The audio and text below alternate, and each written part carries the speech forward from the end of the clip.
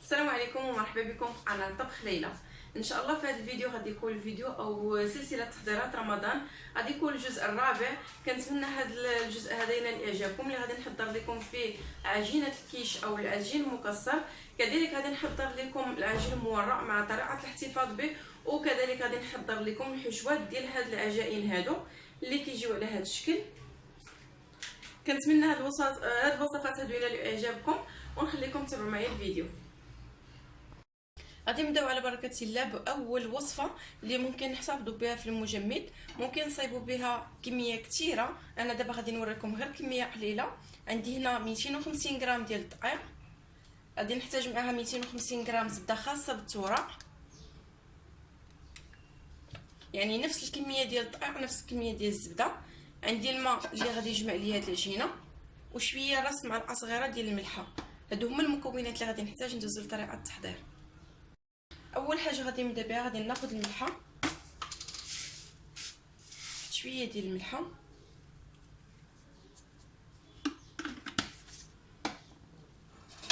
هذه كنخليها هي الاخيره. كناخذ الماء يكون بارد وكنبدا نجمع فيه، ما كيحتاجش اننا ندلكو هاد العجينه.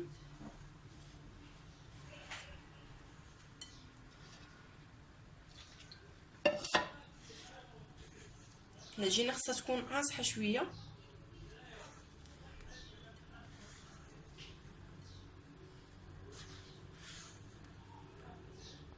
صافي العجينه ديالي ها هي جمعتها كيف كتشوفوا.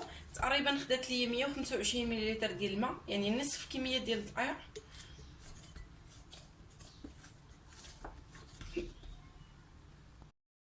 دابا غادي ناخذ الدقيق نرشو. الزبده تكون بارده، يعني نخرجوها من الثلاجه مباشره نخدموها. غادي نسرح العجينه،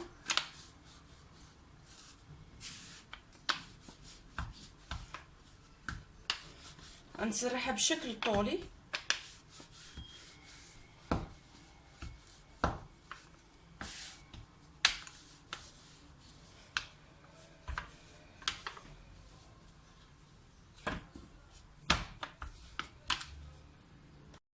دابا من بعد ما سرحتها كيف كتشوفوا، غادي ناخذ الزبده ديالي اللي خرجتها من الثلاجه مباشره. كيف كتشوفوا راه قاصحه، غادي نقطعها بحال هكا.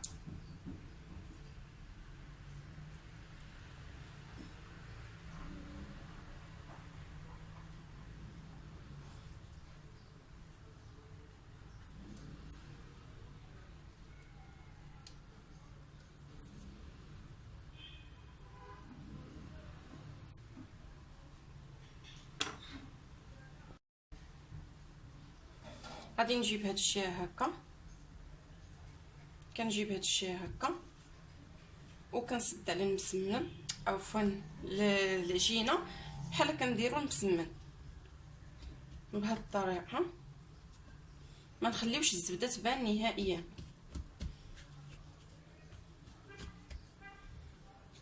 كيف كتشوفوا غادي نرش شويه ديال الدقيق،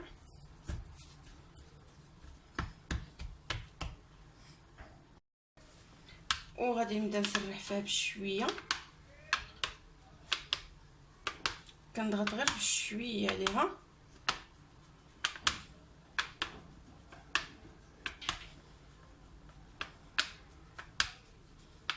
حتى نسرحها تكون رقيقه.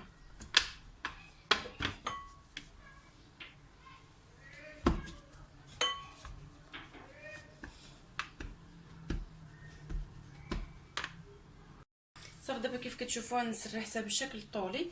غادي ناخذ هكا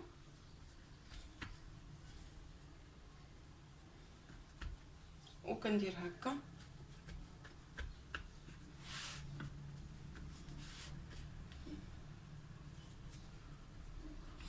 غادي نطوي بهذا الشكل بحال كندير المسمن. غادي نغطي بالبلاستيك الغذائي وندخلها للثلاجه ترتاح واحد 10 دقائق تقريبا ونرجع معكم. دابا غادي ندوزو نوجدو العجين الثاني اللي غادي تكون عجينه الكيش او العجين المكسر، اللي غادي نحتاج فيه 250 غرام ديال الدقيق. انا هنا كنعطيكم غير كميات على نتوما، ممكن تضاعفوا المقادير. عندي كذلك 125 غرام ديال الزبده تكون بارده. عندي واحد معلقه صغيره ديال الملحه، معلقه صغيره ديال السكر سنيده، وبيضه تكون من الحجم الصغير. صافي هادو هما المكونات اللي غادي نحتاج. ندوزو لطريقه التحضير. غادي نبداو على بركه الله. ناخذ الدقيق ديالنا كنضيفوا ليه السكر، ملحه،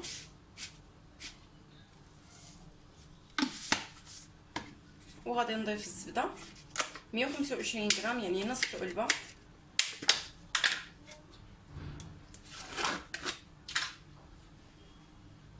صافي دابا عبرت 125 غرام ديال الزبده، غادي نضيفها وغادي نرمل هاد العجينه. نحاول ندخل الزبده في الدقيق.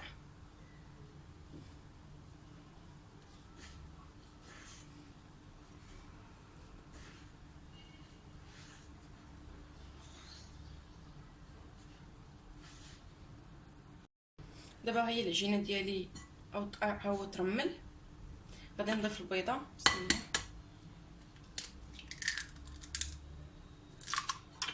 وغادي نحاول نجمع العجينه ديالي بلا ما ندلكها، غير نجمعها.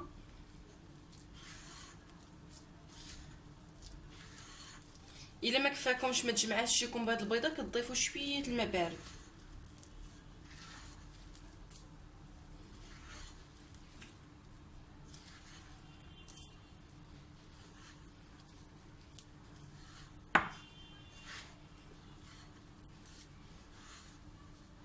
صافي انا كنظن ما غاديش نضيف الماء، كفاتني هاد البيضه. كيف كتشوفوا العجينه ديالي ولات على هاد الشكل، ما ضفتش نهائيا الماء.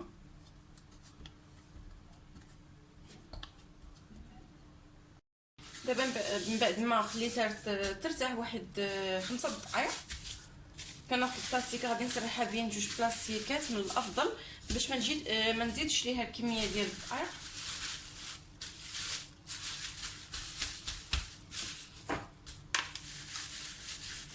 وغادي نسرحها تكون رقيقه شويه.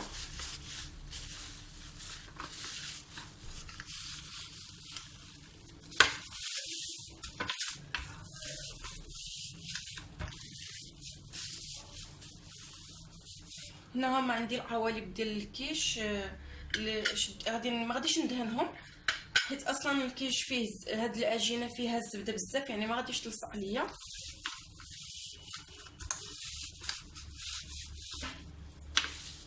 الفران درتو كيسخن حيت غادي ندير لهم واحد نص طيبه.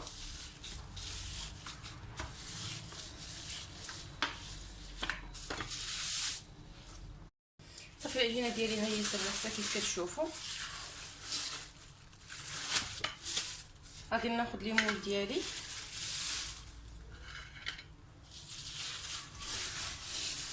غادي نحطهم هنا.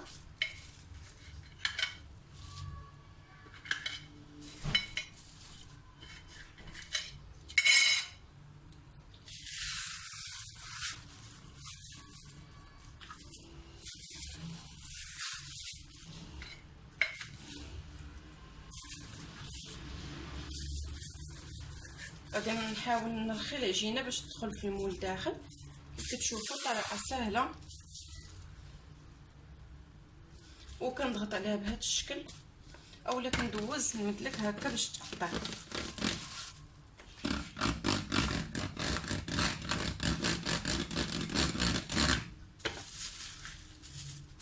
هاد العجينه نفسها غادي نعاود نجمعها ونشكلها.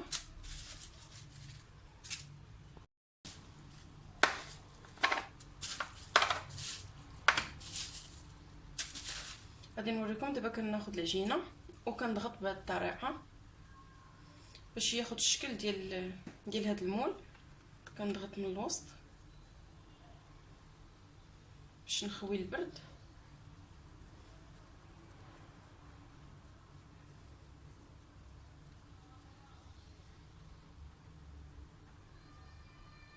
كنشكلها مزيان، نضغط على الجناب في نفس الوقت كنضغط على الوسط.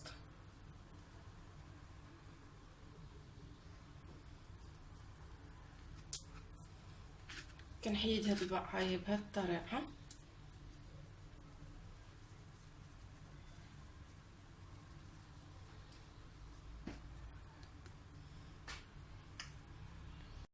صافي دابا من بعد ما كملتهم كيف كتشوفوا غادي ناخذ واحد الشوكه اولا فورشيط وغادي نقلبهم كاملين.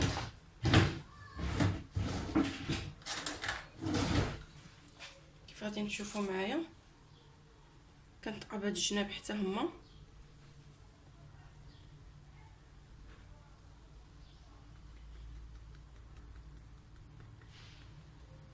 نطقبهم مزيان، كنطقب هاد الجناب حتى هما.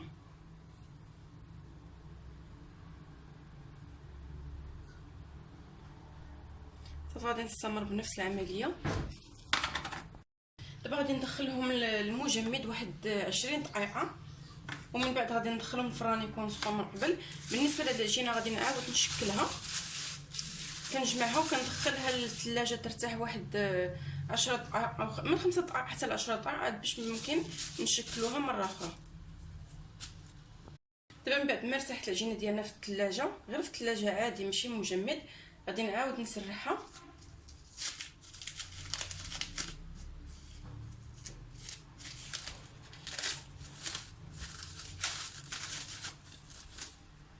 كنرش شويه ديال الدقيق،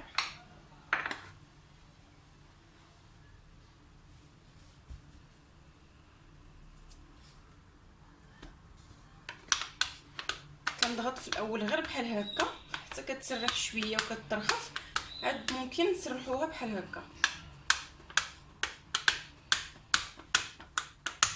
هاد العمليه كنعاودوها 4 ديال المرات، يعني كنصايبوها بحال هكا كيف المره الاولى، كندخلوها للثلاجه ترتاح واحد 10 دقائق ونخرجوها نعاودوها 4 ديال المرات.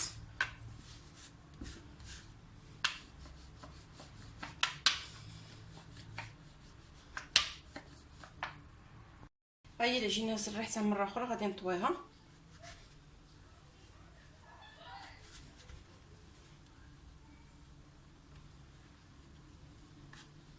وغادي ندخلها مره اخرى للثلاجه ترتاح، ونطلعوا ان شاء الله بعد ما نكمل 4 ديال المرات باش نوريكم الشكل النهائي ديالها. خصنا نغطيوها مزيان بالبلاستيك.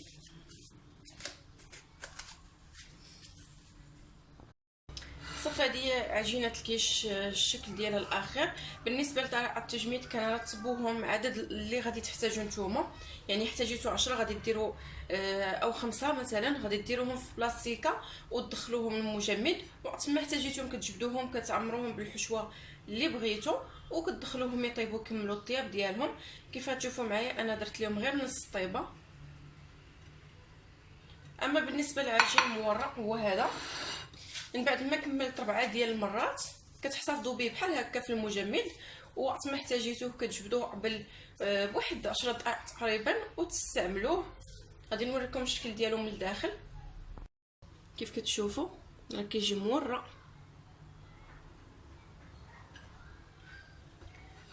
دابا من بعد غادي نعطيكم دابا بعض الافكار اللي ممكن نستعملوهم في هاد العجائن هادو، يعني بعض الحشوات اللي كيكونوا ساهلين وبساط. خليكم معايا. غادي نبداو على بركه الله بالحشوه الاولى اللي جد بسيطه. هنا عندي واحد بصله صغيره مشلضه وفلفله حتى هي صغيره مشلضه، شحرتهم في شويه ديال زيت الزيتون وشويه ديال الملحه وخليتهم حتى بردوا.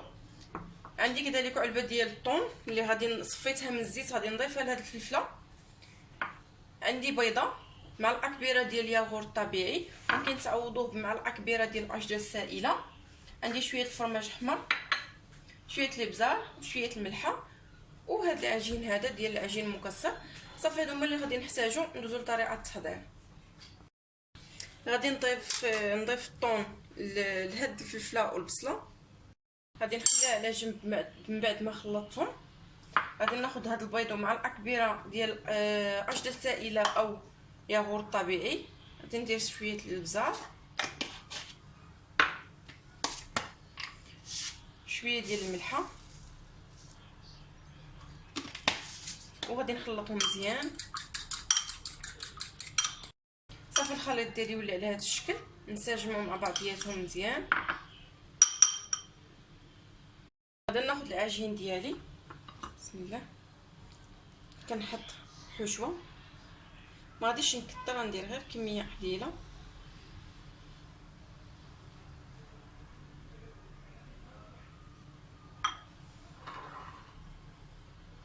دابا غادي نضيف عليهم شويه ديال خليط البيض وياغورت مسوس، بسم الله.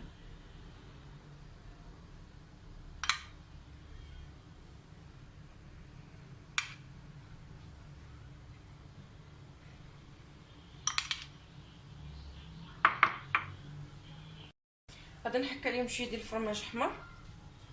كيف شفتوا راه حشوه بسيطه. ممكن تعوضوا الطون بالقطع ديال الصدر ديال الدجاج او لا داند او الكفته اللي كانتوفر عندكم، ولكن كتشحروها بشويه ديال الزيت.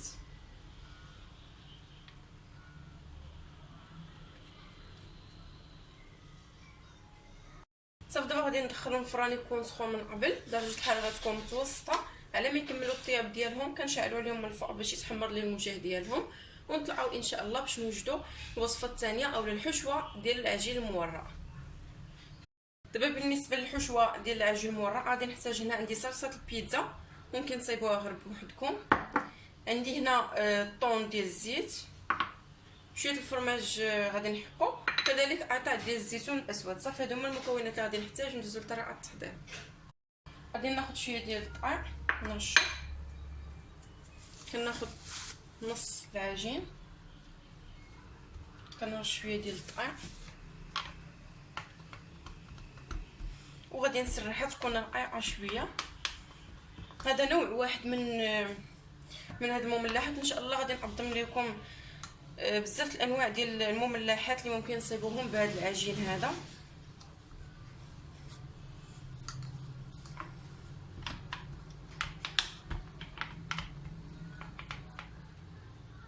انا سرحت دابا العجينه ديالي كيف كتشوفوا، هذا هو السمك ديالها.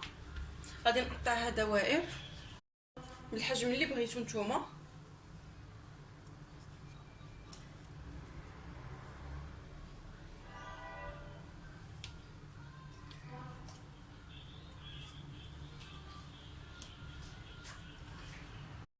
بالنسبه لهذا العجين كنديروا ليه بحال هكا، ماشي كنجمعوه بحال هكا، كنجمعوه يعني كنديروا عجينه فوق عجينه.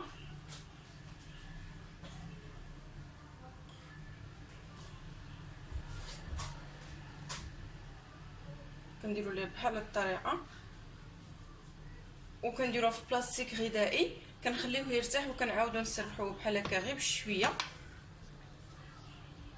ونعاودوا نطويوه هكا غير مره واحده باش نقادوه، وكندخلوه للثلاجه حتى كيبرد مزيان واحد 10 دقائق، وعاد باش نسرحوه ونشكلوه حتى هو. صافي دابا من بعد ما شكلت العجين ديالي كيف كتشوفوا، كناخذوا صوص ديال البيتزا وغادي نعمر العجين بحال هكا.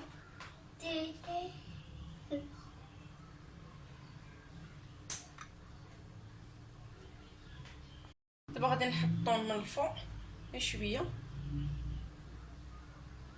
ممكن كذلك ديروا شويه ديال الفلفله مشحره في شويه ديال الزيت، اولا ديروها خضره اللي تعجبكم.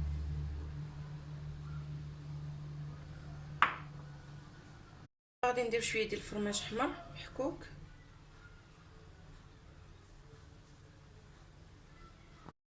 غادي ندير دابا الزيت والكحل.